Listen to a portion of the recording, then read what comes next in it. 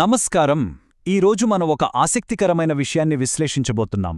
అదేంటంటే, ఒక గ్రామంలో జరిగే అత్యంత సంక్లిష్టమైన, రోజుల తరబడి సాగే దేవాలయ మరియు నాభిశిల ప్రతిష్టాపన వేడుకకు సంబంధించిన ఒక అద్భుతమైన పత్రాన్నిప్పుడు చూడబోతున్నాం. దీని వెనుకున్న ఊరిజనం ఐక్యత, క్రమశిక్షణ చూస్తే ఎవరైనా ఆశ్చర్యపోవాల్సిందే. సరే, ఇక ఏమాత్రం ఆలస్యం చేయకుండా అసలు విషయంలోకి వెళ్ళిపోదాం. ఈ రంగుల పోస్టర్ చూస్తున్నారు కదా, ఇది శంషాబాద్ మండలంలోని పాలమాకుల గ్రామంలో జరగబోయే బోడ్రై ప్రతిష్టా మహోత్సవం అధికారిక ఆహ్వానపత్రిక. ఇది కేవలం పండక్కి రమ్మని పిలిచే పిలుపు మాత్రమే కాదు.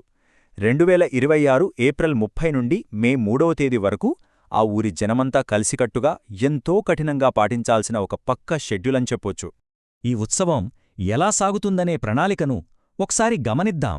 ముందుగా గ్రామ ఆహ్వానం, ఆ తర్వాత ప్రారంభ సన్నాహాలు, మొదటి రోజు పవిత్ర కార్యక్రమాలు, రెండవ రోజు అత్యంత కఠినమైన దిగ్బంధన, ఇక మూడవ రోజు మహాప్రతిష్ఠాపన, చివరగా బోనాలు మరియు సామూహిక విందు.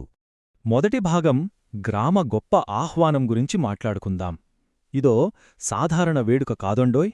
ఊరంతా ఒక్కటై ఒకరికొకరు తోడుగా ఉంటూ తప్పనిసరిగా పాల్గొనాల్సిన ఒక భారీ కార్యక్రమం ఇది. ఈ 4 రోజుల ప్రయాణం ఎలా ఉండబోతోందో ఒకసారి చూద్దాం. ఏప్రిల్ 30న సన్నాహాలు మొదలవుతాయి. మే 1వ తేదీన పవిత్ర ఆచారాలకు శ్రీకారం చుడతారు. మే 2వ తేదీ నాటికి ఉత్కంఠ పెరిగిపోయి ఒక కఠినమైన దిగ్బంధన రాత్రి ఎదురవుతుంది. ఇక మే 3వ తేదీన ఘనంగా ప్రతిష్టాపన జరుగుతుంది. ఈ 4 రోజుల్లో పవిత్ర వాతావరణం అంతకంతకు ఎలా పెరుగుతుందో దీన్నిబట్టే మనకర్థమైపోతుంది. ఇంతకీ ఈ బోడ్రాయ్ అంటే ఏంటో తెలుసా? బోడ్రాయ్ అంటే నాభిశిల. ఇది ఒక గ్రామానికి ఆధ్యాత్మిక కేంద్రంగా, అలాగే ఆ ఊరి సరిహద్దు రక్షణగా నిలిచే ఒక పవిత్రమైన రాయి. దీని యంత్ర విగ్రహ ప్రతిష్టాపనలు చెయ్యాలంటే ఎంతో స్వచ్ఛత, అపారమైన ఆచారబద్ధత కావాలి. అసలీ మహోత్సవం వెనుక ఉన్న ప్రధాన ఉద్దేశ్యం, ప్రాముఖ్యత ఇదే. ఇక రెండవ భాగం చూస్తే ప్రారంభ సన్నాహాలు, అందరూ కలిసి స్వాగతం పలకడం. గురువారం అంటే ఏప్రిల్ 30వ తేదీన మొదలయ్యే కార్యక్రమాలను గమనిద్దాం. ఈ రోజునుంచే గ్రామస్తులందరూ ఎంతో ఉత్సాహంగా పండుగను లాంఛనంగా ప్రారంభిస్తారు. ఈ పోస్టర్లో ఎంత స్పష్టంగా ఇచ్చారో చూడండి. సాయంత్రం సరిగ్గా 6 గంటలకు గ్రామోత్సవం అంటే ఊరేగింపు మొదలవుతుంది. ఆ సమయంలో ఊళ్ళో ఉన్న ప్రతి ఇంటి నుండి ఒక బిందె నిండా నీళ్లు పట్టుకుని మంగళహారతులతో ఆ ఊరేగింపుకు ఆహ్వానం పలకాలి. అంటే ఈ కార్యక్రమంలో ఊళ్ళో వాళ్లంతా పాల్గొనడమనేది ఎంత ఖచ్చితమైన నియమమో మనకు ఇక్కడే తెలిసిపోతుంది.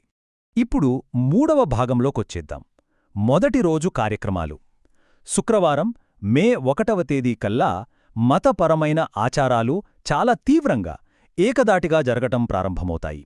ఉదయం 9 గంటలకే గోపూజ, మహాగణపతి పూజ, యాగశాల ప్రవేశంతో ఈ పవిత్రమైన రోజుకి అంకురార్పణ జరుగుతుంది. మళ్లీ సాయంత్రం 4 గంటలకు హోమాలు, కుంకుమార్చన ఉంటాయి. అప్పుడు కూడా ప్రతి ఇంటి నుండి బిందె నిండా నీరు, మంగళహారతులు తీసుకురావాల్సిందే.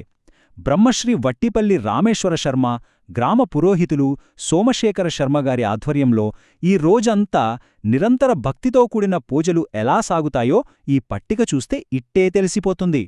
ఇకపోతే 4వ భాగం, రెండవ రోజు దిగ్బంధన, ఆచారాలు.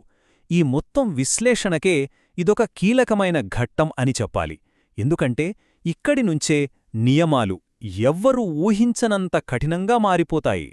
శనివారం సాయంత్రం 4 గంటలకు గ్రామస్తులు విధిగా తీసుకురావలసిన వస్తువుల జాబితాను ఒకసారి గమనించండి.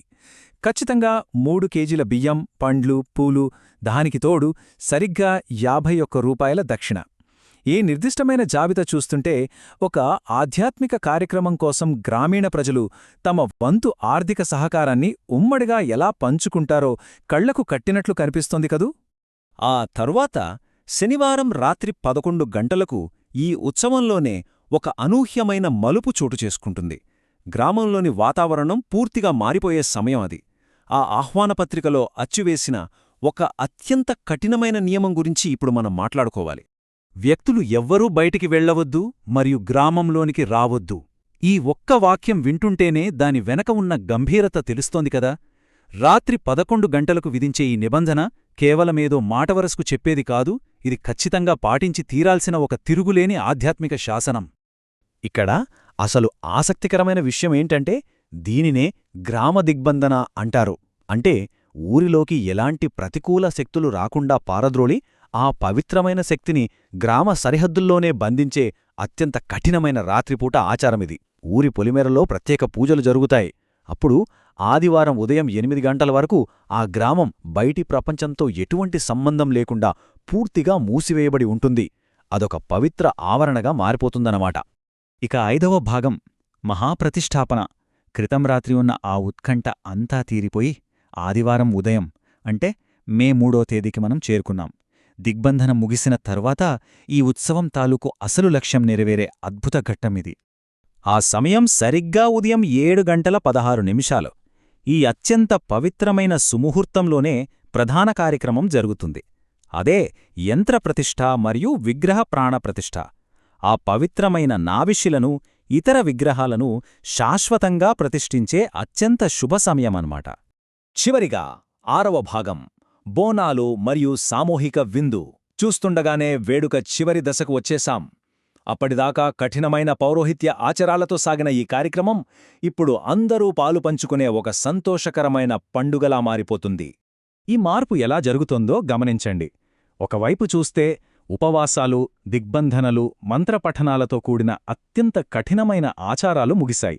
మరోవైపు ఉదయం 11 గంటల నుండి ప్రతి ఇంటి నుంచి మొదలయ్యే ఆనందోత్సాహాలతో కూడిన బోనాల పండుగ వచ్చేసింది. క్రితం రాత్రి ఉన్న ఆ నిశ్శబ్దానికి, ఇప్పుడు కనిపించే ఈ సందడి వాతావరణానికి మధ్య ఉన్న వ్యత్యాసం నిజంగా చాలా అద్భుతంగా అనిపిస్తోంది. ఇక ఆ చివరి మధ్యాహ్నం అంటే 1 గంట నుండి సాయంత్రం 5 గంటల వరకు జరిగే కార్యక్రమాలను చూస్తే ముందుగా బోనాల సమర్పణ పూర్తవుతుంది.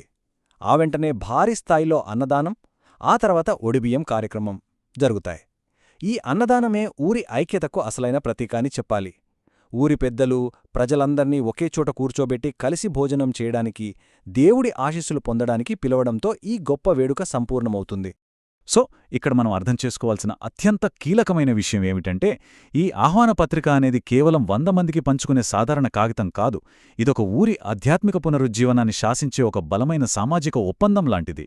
ఒక ఊరంతా కలిసికట్టుగా ఒక బృహత్తర కార్యాన్ని ఎలా దిగ్విజయంగా పూర్తి చేస్తారో ఇది మనకు అద్భుతంగా వివరిస్తుంది.